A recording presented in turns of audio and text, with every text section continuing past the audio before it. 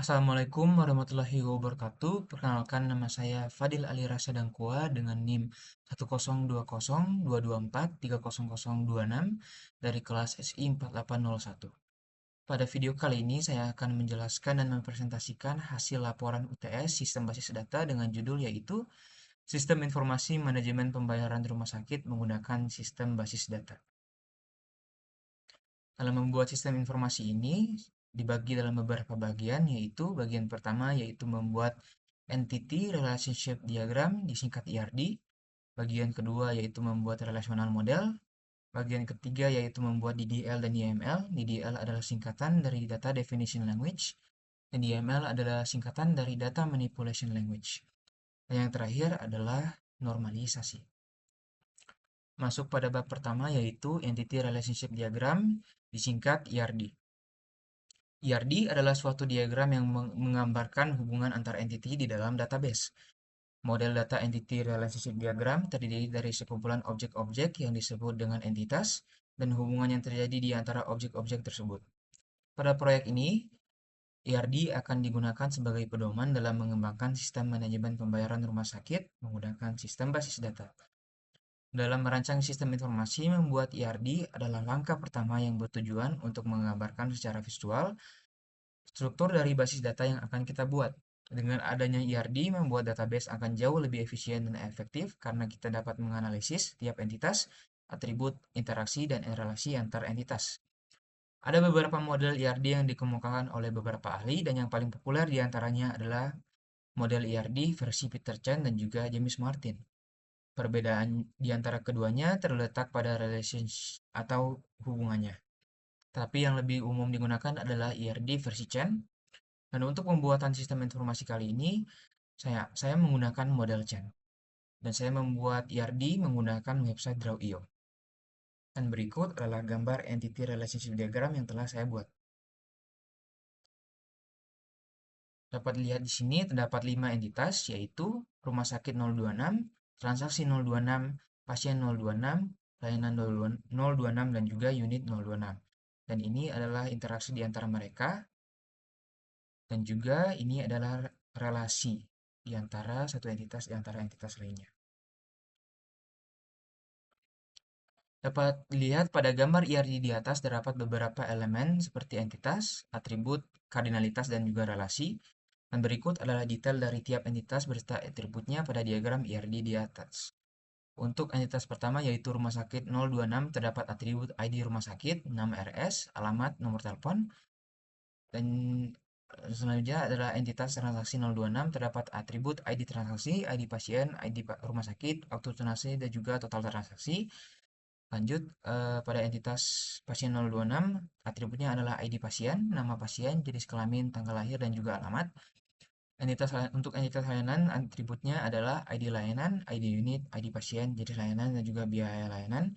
Dan yang terakhir, untuk unit 026, atributnya adalah ID unit dan juga nama unit. Untuk atribut dengan underline adalah primary key atau kunci utama.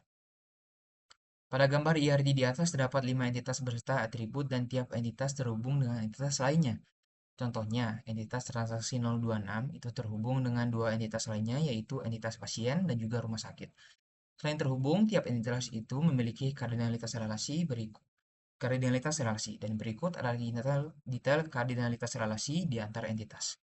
Dari rumah sakit ke transaksi, relasinya adalah one to many dengan logo 1 ke N. Dari pasien ke transaksi adalah one to many, 1 ke N juga logonya. Yang selanjutnya adalah pasien 026 ke layanan yaitu one to many. Dan juga unit 026 ke layanan adalah one to many. Lanjut pada bab kedua yaitu membuat relational model. Membuat model relasional atau relational model adalah langkah selanjutnya setelah membuat ERD. Model data relasional adalah suatu model basis data yang terdiri dari beberapa tabel berdimensi 2 yang disebut relasi atau tabel dengan masing-masing relation yang tersusun atas tuple dan atribut untuk menggambarkan sebuah basis data. Membuat relational model dapat memberikan keuntungan dalam basis data seperti mengakomodasi berbagai kebutuhan pengelolaan basis data yang ada di dunia nyata serta pencarian data dari suatu tabel atau banyak tabel dapat dilakukan dengan cepat. Keuntungan tadi dapat membuat pekerjaan seorang programmer menjadi lebih mudah, yaitu dalam melakukan berbagai operasi data. Dalam kasus ini, sistem informasi dengan mudah dapat mengakses berbagai data seperti data pasien dan transaksi pembelian serta layanan yang ada di rumah sakit. Untuk pembuatan transformasi dari ERD ke relational model, saya menggunakan platform Dolo.io. Dan dibandingkan dengan membuat ERD, membuat relational model itu lebih kompleks. Proses dimulai dengan membuat tabel slash entitasnya serta memasukkan atribut dan menentukan tipe data atribut dalam tabel atau lalu mengatur parameter key sebagai kunci utama yang membedakan tiap entitas. Dan juga terdapat foreign key untuk menghubungkan satu tabel dengan tabel lainnya. Selain parameter key terdapat dan foreign key, terdapat aturan-aturan tertentu yang harus dipenuhi. Berikut adalah hasil transformasi dari ERD ke relational model. Pada model relasional tidak ada data yang kembar karena terdapat parameter key, yaitu kunci primer yang terdapat di masing-masing entitas atau tabel. Pada relational model, data direpresentasikan dalam bentuk tabel-tabel. Pada tabel-tabel inilah data diletakkan. Setiap tabel pada gambar relational model di atas memiliki parameter key yang merupakan data unik untuk membedakan satu tabel dan tabel lainnya. Selain parameter key, terdapat foreign key yang dapat menciptakan tautan antara dua tabel dengan satu kolom khusus dari kedua tabel. Dalam membuat relational model, terdapat aturan-aturan tertentu yang harus kita ikuti dan penuhi. Berhubung pada ERD terdapat relasi 1 ke N, yang ini, maka aturan untuk relasi 1 ke N akan dibuat kolom baru yang berisi parameter key dari sisi 1 ke N. Harus dipenuhi. Diagram di atas saya dibuat menggunakan platform website Dravio. Untuk aturan ini, untuk relasi 1 ke N akan dibuat kolom baru yang berisi dari parameter key dari sisi 1 ke N. Dapat dilihat di sini, dari tabel rumah sakit ke transaksi itu hubungannya kan tadi 1 ke N. Maka dibuat parameter key dari rumah sakit ke transaksi, ke tabel transaksi 026. Dapat lihat di sini, ini dibuat kolom baru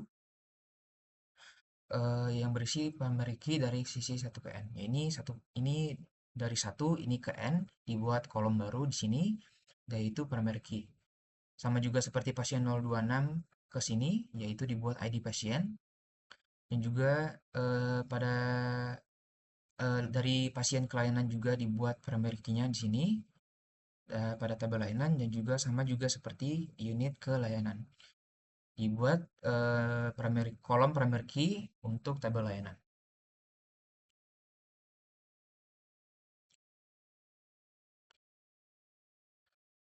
Bab selanjutnya adalah pembuatan DDL dan juga DML. DDL adalah data definition. Yang pertama adalah data definition language. Setelah membuat relational model, langkah selanjutnya adalah membuat database untuk manajemen pembayaran. Berikut adalah script query pembuatan data definition language. Dapat dilihat sini pembuatan tabel rumah sakit 026 menggunakan query use setelah membuat database-nya, dan juga untuk membuat tabelnya ya menggunakan query create. Ini merupakan atributnya, ini adalah tipe datanya, dan ini adalah primary key-nya. Lanjut, pada pembuatan tabel pasien 026 sama juga menggunakan query create. Ini adalah nama atribut-atributnya tadi, ini adalah tipe datanya, integer, varchar, date, varchar, dan ID pasien adalah primary key-nya. Lanjut kepada tabel unit, sama juga dengan query create table. Ini nama tabelnya, ini nama atributnya, dan ini tipe datanya, dan ini adalah primary key-nya. Lanjut pada tabel transaksi, sama juga membuat create table. Ini adalah atributnya, tipe datanya, dan juga ini terdapat primary key-nya. Tapi yang membedakan di sini adalah foreign key. Terdapat foreign key yang bertujuan untuk menciptakan tautan antara dua tabel. Kita lihat di sini, tabel transaksinya adalah tabel anak, dan tabel parentnya adalah tabel rumah sakit dan juga pasien. Menggunakan query foreign key dan juga reference. Sama juga seperti di sini, terdapat foreign key menggunakan create table, nama atributnya, nama tipe datanya, dan juga primary key. Dan di akhir, setelah membuat data-datanya dapat dilihat bahwa data-datanya telah dibuat dengan berhasil.